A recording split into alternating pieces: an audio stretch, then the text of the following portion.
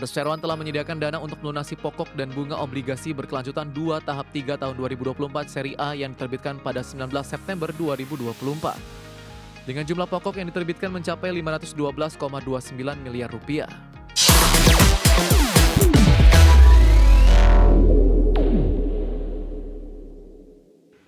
PT Providen Investasi bersama TBK atau emiten dengan kode saham PALM menyatakan kesiapan melunasi obligasi jatuh tempo pada 25 September 2025.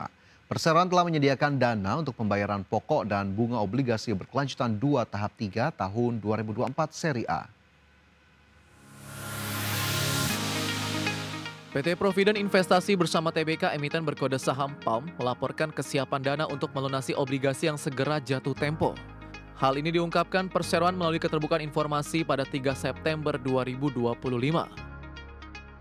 Perseroan telah menyediakan dana untuk melunasi pokok dan bunga obligasi berkelanjutan 2 tahap 3 tahun 2024 seri A yang diterbitkan pada 19 September 2024. Dengan jumlah pokok yang diterbitkan mencapai 512,29 miliar rupiah. Surat utang tersebut akan jatuh tempo pada 25 September 2025. Obligasi itu diberikan dengan tingkat bunga tetap 8% per tahun. PALM menegaskan dana untuk pembayaran akan disalurkan melalui PT Kustodian Sentral Efek Indonesia atau KSEI sebelum tanggal jatuh tempo. Hal ini dilakukan untuk memastikan pemegang obligasi menerima kewajiban tepat waktu. Sekretaris Perusahaan PALM, Lim Nali, menjelaskan bahwa informasi ini tidak memberikan dampak terhadap operasional, hukum, kondisi keuangan, atau kelangsungan usaha perseroan. Pernyataan ini dituangkan dalam keterbukaan informasi resmi perusahaan. Tim Liputan IDX Channel. Kembali bersama kami dalam IDX First Session Closing. Pemirsa, PT Medco Energy International Tbk melalui anak usahanya Medco E&P Gresik Ltd resmi memasang 1.500 unit PLTS atap di wilayah kerja Blok Koridor. Fasilitas berkapasitas 885 kWp ini diproyeksikan menghasilkan lebih dari 1.124 MWh peak listrik bersih per tahun, sekaligus menekan emisi karbon hingga 934 ton setara karbon dioksida. PT Medco Energy International Tbk melalui anak usahanya Medco E&P Gresik Ltd resmi memasang 1.500 unit PLTS atap di wilayah kerja Blok Koridor.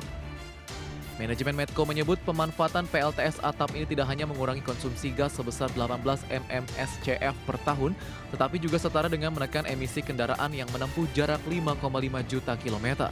Direktur and Chief Operating Officer Medco Energy, Ronald Gunawan, menegaskan bahwa proyek ini menjadi bukti nyata energi terbarukan bisa berjalan beriringan dengan kegiatan hulu migas. Ia menambahkan, inisiatif ini tidak hanya instalasi teknologi, tetapi juga langkah efisiensi operasional sekaligus kontribusi pada target dekarbonisasi nasional. Selain mengoperasikan PLTS atap, Medco juga memperkuat posisinya di sektor migas dengan menuntaskan akuisisi 24% hak partisipasi Repsol di Blok Koridor pada Juli lalu. Transaksi senilai 425 juta dolar Amerika Serikat atau sekitar 6,9 triliun rupiah itu dilakukan melalui pembelian saham Fortuna International atau Barbados Inc. yang sebelumnya dimiliki Repsol E&P. Dengan akuisisi tersebut, Medco kini semakin menguasai salah satu blok strategis di Sumatera Selatan yang memiliki 7 lapangan gas dan 1 lapangan minyak aktif. Adapun gas dari Blok Koridor hingga kini dipasok melalui kontrak jangka panjang ke berbagai pembeli di dalam negeri maupun Singapura. Sebelumnya, blok ini dikembangkan oleh konsorsium yang melibatkan ConocoPhillips Talisman yang kemudian diakuisisi oleh Repsol serta PT Pertamina Hulu Energi atau PHE. Dengan langkah strategis ini, Medco Energy berupaya memperkuat keberlanjutan bisnis sekaligus mendorong transisi energi di sektor hulu migas Indonesia. Berbagai sumber IDX Channel.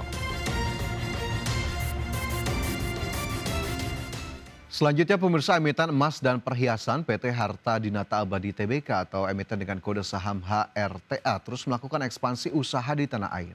Perseroan menargetkan pembukaan 100 toko dan 125 unit gadai hingga akhir tahun 2025. Dan untuk mendukung strategi tersebut, Perseroan menggelontorkan belanja modal sebesar 150 miliar rupiah.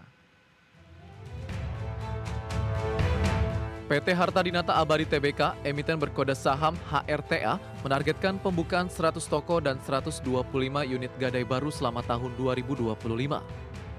Direktur Investor Relations HRTA, Tendra Krisnanda menyatakan ekspansi ini akan menyasar 6 provinsi baru di luar Pulau Jawa. Hingga semester pertama 2025, HRTA telah berhasil membuka 93 toko dan 114 unit gadai baru. Menurut Tendra, lokasi pembukaan berada di Sumatera, Kalimantan, dan Sulawesi sebagai bagian dari proses ekspansi bertahap. Untuk mendukung ekspansi tersebut, HRTA telah menyiapkan belanja modal atau capex sebesar 150 miliar rupiah. Tendra menjelaskan lebih dari 55% dana tersebut sudah terserap hingga awal September 2025. Sebagian besar capex digunakan untuk pengintegrasian 4 pabrik yang dimiliki HRTA.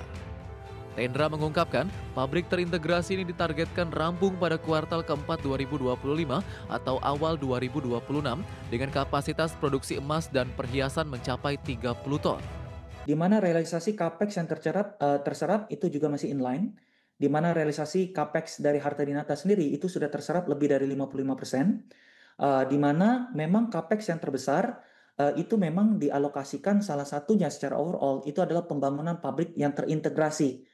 Ya memang kami targetkan itu bisa untuk semuanya selesai, itu di fourth quarter tahun 2025 ini. Kemudian untuk di daerah terkait dengan ekspansi, memang di Harta Dinata sendiri ini mulai memang melakukan ekspansi itu di luar dari Pulau Jawa. Di mana target penambahan dari untuk gerai itu memang tersebar dari untuk di Pulau Sumatera, Kalimantan, dan juga Sulawesi. HRTA juga membidik pertumbuhan pendapatan di akhir tahun 2025 sebesar 50-60% secara tahunan, dengan laba bersih diharapkan naik 30-40% secara tahunan.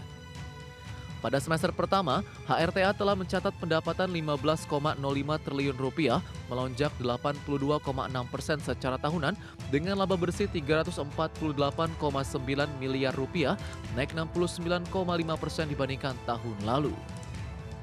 Tim Liputan IDX Channel. Kita ke informasi pertama, pemirsa. Jabatan Menteri Keuangan resmi diserah terimakan dari Sri Mulyani Indrawati kepada Purbaya Yudi Sadewa. Proses sertijab digelar di kantor Kementerian Keuangan Jakarta. Dalam sambutannya, Sri Mulyani menyampaikan salam perpisahan kepada jajaran Kementerian Keuangan. Ia pun meminta ranah privatnya sebagai warga sipil dihormati. Ia mengucapkan selamat kepada Purbaya yang telah dilantik sebagai Menteri Keuangan. Sri Mulyani mendoakan Purbaya diberikan kemudahan dalam mengemban amanah dan sukses membantu Presiden Prabowo Subianto. Sri Mulyani juga menyampaikan pesan khusus kepada seluruh jajaran Kementerian Keuangan yang hadir. Ia meminta agar mereka terus menjaga keuangan negara yang disebut menjadi pilar stabilitas dan instrumen penting untuk mewujudkan keadilan sosial serta kesejahteraan masyarakat Indonesia. Kepada pejabat baru Pak Yudi Purbaya Yudi, selamat mengemban amanat dan tanggung jawab yang sangat penting, yaitu mengelola dan menjaga keuangan negara dan memimpin Kementerian Keuangan. Semoga Pak Yudi diberikan kemudahan dan sukses membantu Presiden Prabowo. Untuk jajaran Kementerian Keuangan, saya titip untuk terus menjaga keuangan negara dan Kementerian Keuangan sebagai pilar stabilitas dan instrumen yang luar biasa penting untuk mewujudkan keadilan sosial bagi seluruh rakyat Indonesia dan kesejahteraan masyarakat Indonesia serta kemajuan bangsa. Sementara itu, dalam pidato perdana setelah resmi menjabat sebagai Menteri Keuangan, Purbaya Yudi Sadewa menyadari bahwa amanah ini bukanlah tugas yang ringan. Purbaya menyoroti tantangan kompleks yang dihadapi dunia saat ini, mulai dari isu geopolitik, teknologi, hingga perubahan iklim. Di sisi lain, ia juga menekankan pentingnya mengawal program-program prioritas pemerintah di dalam negeri agar berjalan lancar dan mulus. Purbaya meminta dukungan penuh dari seluruh jajaran Kementerian Keuangan untuk bekerja sama dengannya. Ia menekankan bahwa kerjasama ini penting guna memastikan kebijakan fiskal berperan sebagai instrumen yang kuat untuk menjaga stabilitas dan pertumbuhan ekonomi serta meningkatkan kesejahteraan masyarakat. Amanah ini tidak ringan karena dunia dihadapkan dengan tantangan yang semakin kompleks, baik dari sisi geopolitik, teknologi, maupun perubahan iklim. Dari dalam negeri pun ada tantangan dari sisi program prioritas pemerintahan yang harus kita kawal agar berjalan dengan mulus. Dengan kerendahan hati, saya mohon dukungan seluruh jajaran Kementerian Keuangan untuk bekerja bersama saya guna memastikan bahwa kebijakan fiskal tetap berperan sebagai instrumen yang kuat dalam menjaga stabilitas, mendorong pertumbuhan ekonomi, dan mewujudkan kesejahteraan bagi seluruh